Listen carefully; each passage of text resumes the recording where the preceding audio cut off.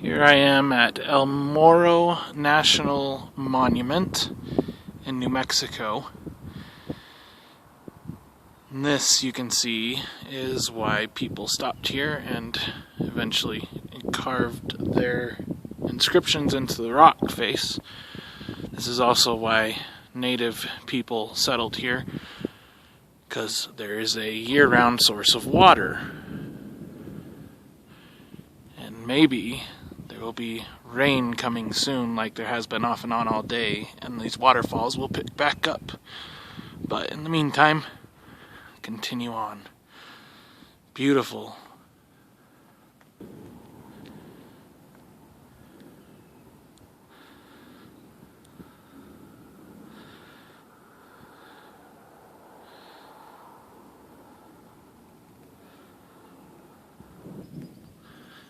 It's the first sign of inscriptions on the rock. And according to the guide, this is one of the only females who left her mark here. Not one of the only ones that passed by, but one of the only ones that left her mark. And here are some more ancient petroglyphs. You see the hands, the drawings, mixed with some Spanish inscriptions, and then this absolutely beautiful cursive inscription from some guy in Baltimore. That is amazing. Wow. Let's take a look closer at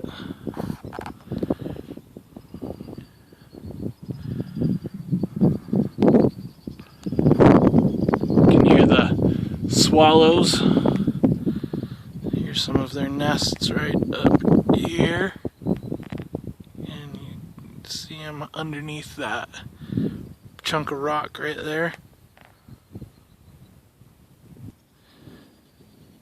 Some more inscriptions. You can see that one's 1850, another amazing one in cursive.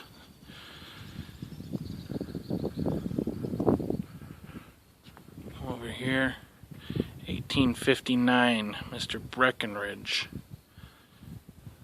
It's pretty awesome.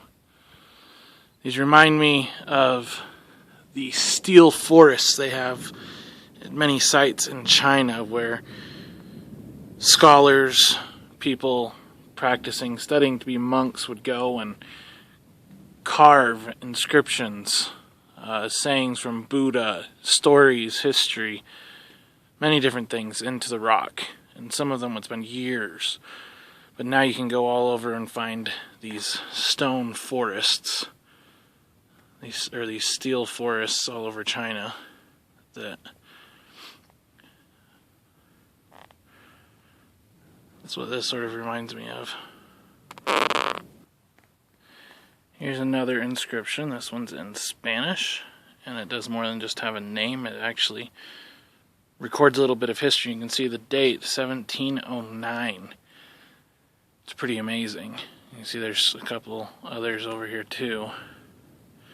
Something interesting I read in the guide about the beautiful cursive etching up the way by Mr. Long, and one of the others is that on the army expedition that came this way routing a map, they were also testing the usefulness of camels to cross the deserts of the Southwest. So Mr. Long wrote about that in his journal. He etched here his name beautifully. One of the other etched names over there, Mr. Breckenridge, was in charge of the camels, 25 of them on their expedition. Here's some more carvings here. You can see that over the ages, other people have tried to leave their marks here as well. Even though there's a sign when you first get to the inscriptions and to the wall that says marking the rocks is illegal. Here's some more petroglyphs, some native petroglyphs. You can see the faces and the lines. There's a look at those right there. It's like rams, the goats. That's beautiful. And then, of course, down over here, there's lizards. Some more Spanish You can also see where weathering has played a role in getting rid of some of the signatures that may have been here, some of the petroglyphs that were left in the past.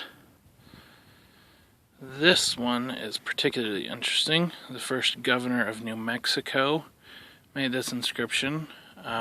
He supposedly passed through here the first time in 1605, which, as we know, is before the Pilgrims landed. Pretty amazing.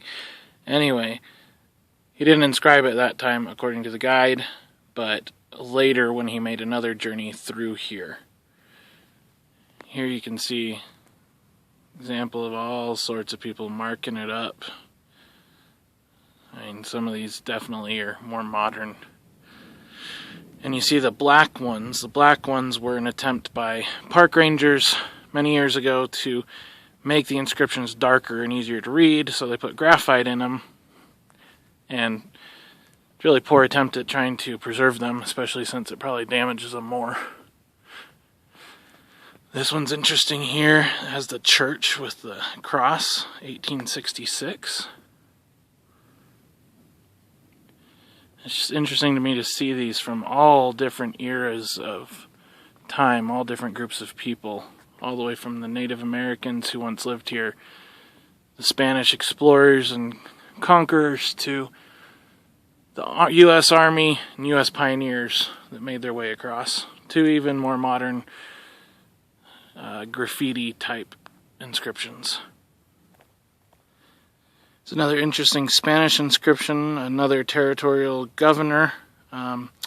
He's the one that sort of took over after the Pueblo Indians revolted back in the late 1600s. He took over and reclaimed New Mexico for the Spanish.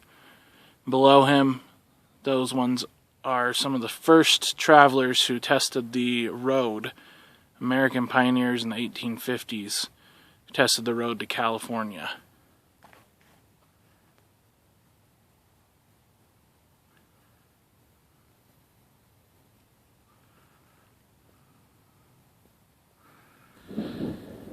Here we are at the head of the rock, the headland rock, El Morro, and you can see all of these inscriptions up here. Supposedly some of these were done, if you see UPR, it stands for Union Pacific Railroad. They're part of a surveying team that was thinking about bringing the railroad through here instead of 25 miles to the north where it ran. You can see this is kind of an unusual outcropping. It's not like there's a whole lot of big rocks like this. There are mesas all out in the distance, but not really any big formations like this one. Here's a whole bunch just around the corner from where it was before. But particularly interesting is that further down here, this one that had someone put a rope frame around it.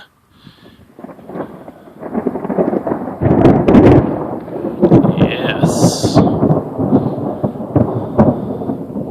Listen to that thunder. Yeah. But you can see that half of the inscription has fallen away, been deteriorated from the lichen, the erosion and stuff, but it's pretty amazing. Someone went to the detail, not just a little box and some words, but decoration to go with it.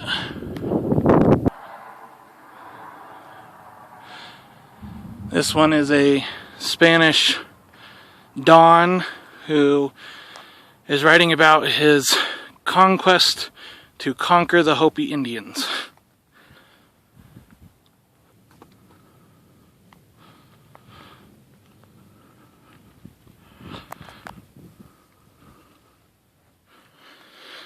These are the last sets of inscriptions on this little journey.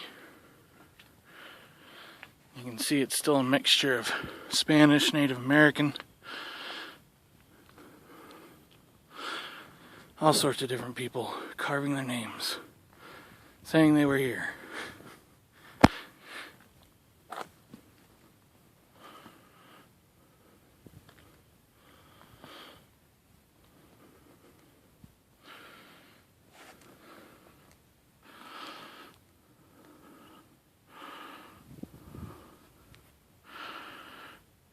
That guy's handwriting's pretty cool.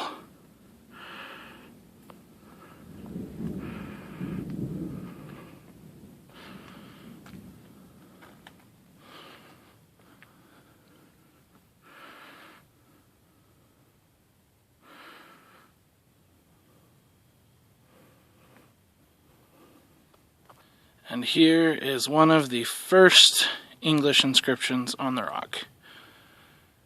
It's an artist traveling with the army, and he spent 2 days documenting all of the inscriptions he could find, drawing them exactly as he saw them, even making a few, doing exactly as it was, but you can see how he himself made a mistake. No spell check back then, misspelled inscription. But you can't really go back and change it once it's in stone. Maybe that's where the adage comes from. No. But pretty amazing. All of the history that can be found in this one spot. Documenting so much of what happened in New Mexico and in the West.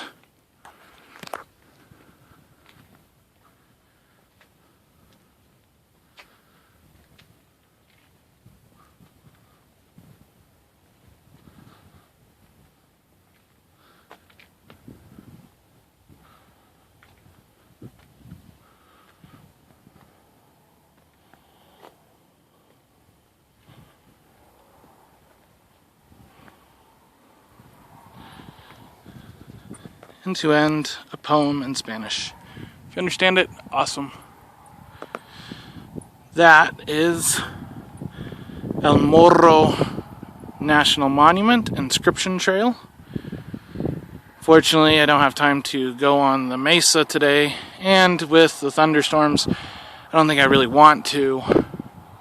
Someday, I'll come back.